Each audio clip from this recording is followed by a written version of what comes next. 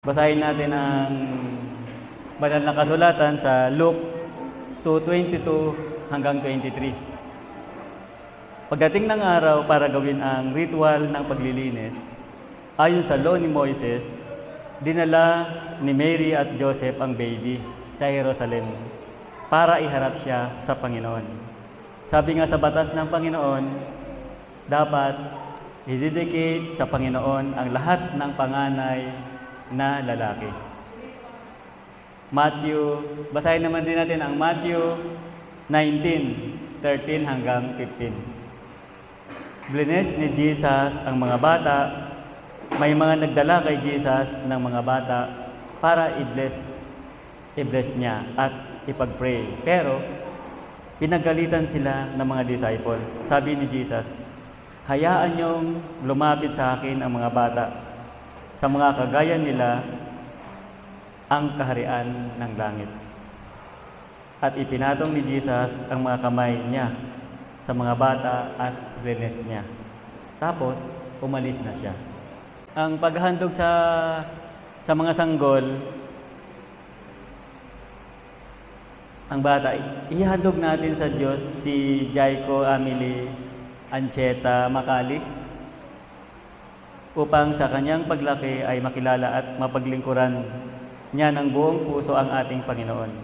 Sapagkat ang Diyos mismo ang nagtakda ng gawain ito. Ating sinusunod na walang pag-aalinlangan ang makatwirang tuntunin ng ating Panginoon. Maging ating Panginoong si Jesus ay dinala ng kanyang magulang sa Jerusalem. Pwede ka bang ibitahin tumayo ang parents ni Jaiko at ang mga ninong at ninang.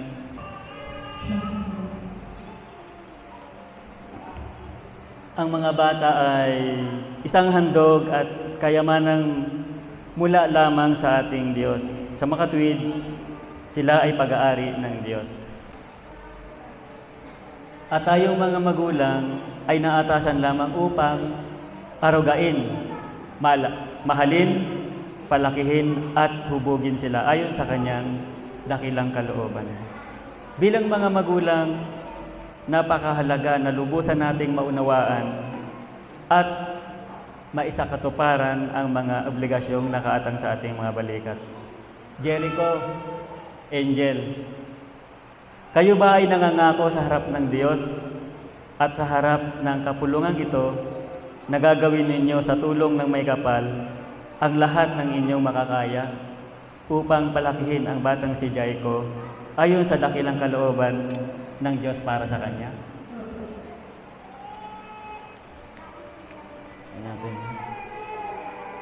Kayo ba ay nangakong magsisikap upang makapagtatag ng isang Kristiyanong tahanan na puno ng pag-ibig, kapayapaan, at kasaganaan?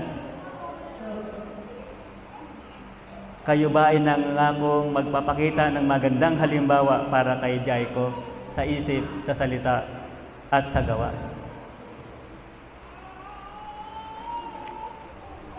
Sa pagkakataong dumating ang panahong lumaki na at tawagin ng Panginoon si Jaiko sa isang buhay ng paglilingkod sa Diyos, ipinapangako ba ninyong hindi ninyo siya ipagkakait? Ito naman ang para sa mga ninong at ninang. Bilang pangalawang magulang kay Jaiko, nangangako ba kayong susuporta sa mag-asawa upang ang batang ito ay lumaki ayon sa kalooban ng Diyos para sa kanya?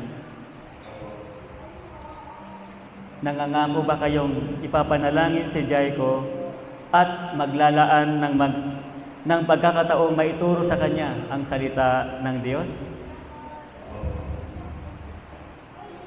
Nangangako ba kayong magiging isang magandang halimbawa para sa kanya sa isip, sa salita at sa gawa?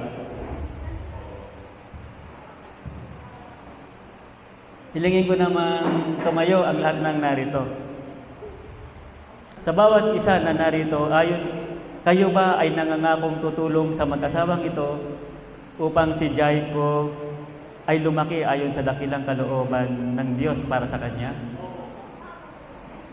Nangangako ba kayong inyong ipapanalangin si Jaico upang siya ay magkaroon ng personal na relasyon sa ating Panginoong Hesukristo at upang siya ay lumaki ng mayroong pagnanais na maglingkod sa Kanya? Patatayon ko na si Angel. Tumayo tayo rito. Tayo na tayo dito. Si Angel saka si Jaico at si Jericho. Kasama ng mga ninong at ninang. Kasama ng mga ninong at ninang. Patayin na. Meron ba tayong kandilang sisindihan? Habang sinisindihan natin.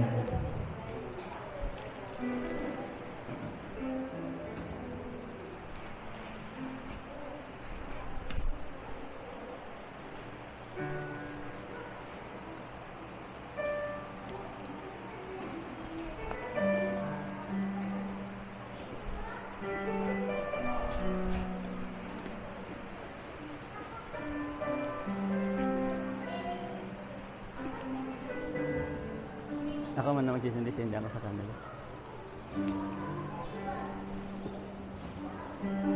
Ang simbolo ng kandila ay simbolo lang ito. Kasi ang tunay na liwanag natin ay ang ating Panginoong Hesukristo. Walang liwanag kapag wala ang Panginoong Hesukristo sa buhay ng bawat isa sa atin. Ito ay simbolo lang na kapag kung sino nanghihina spiritually, ay magpalakasan tayo sa isa't isa. Kaya sisindihan natin ito, bawat isa, para makita natin na mayroong liwanag sa buhay natin. Kung bakit natin hinandog ng mag-asawa ang kanilang anak, si Jaico, upang ihandog natin sa ating manglilikha sa ating Panginoon. Yun ang simbolo ng kandilang ito. Sisindihan ko muna siya.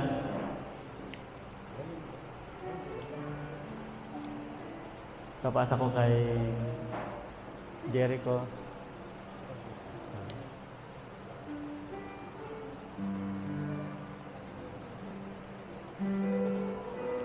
Ipapasa naman ni Jericho kay Angel ang liwanag.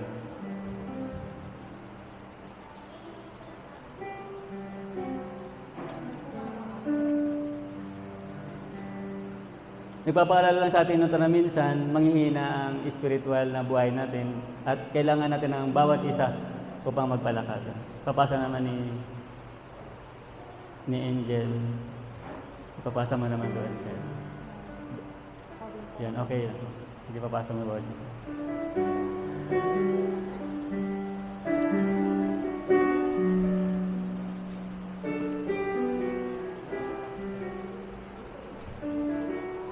Sindihan natin lahat. Sindihan natin lahat. Sindihan natin lahat sila. Sindihan natin sila. Sige, basta.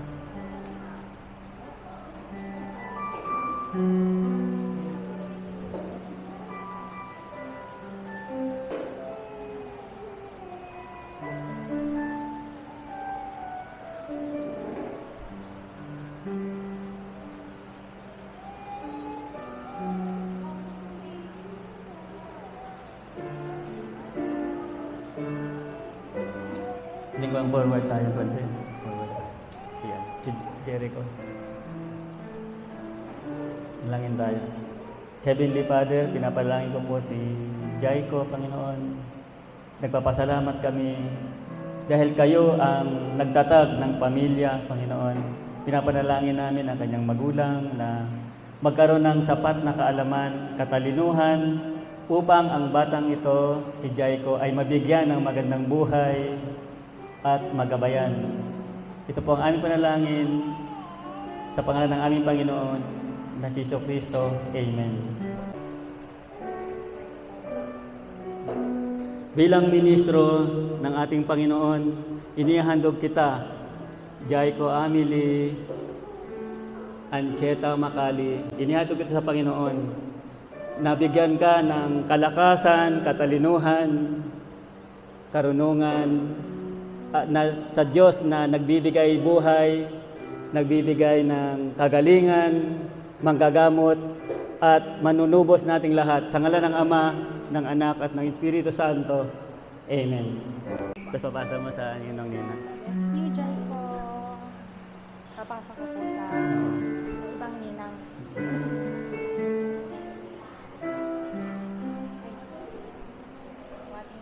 What blessing na lang po. Mas mo sa kanya.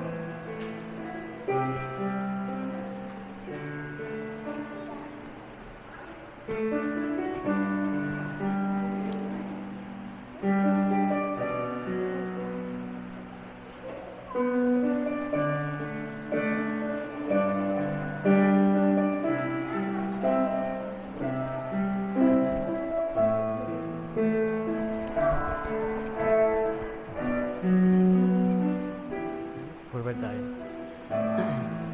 Microphone. Sumayo, Jaiko Amili, Ancheta Makali, sumayo ang pagpapala ni Yahweh, sumayo ang pag-iingat ni Yahweh, sumayo ang pagkalinga ni Yahweh. Amen.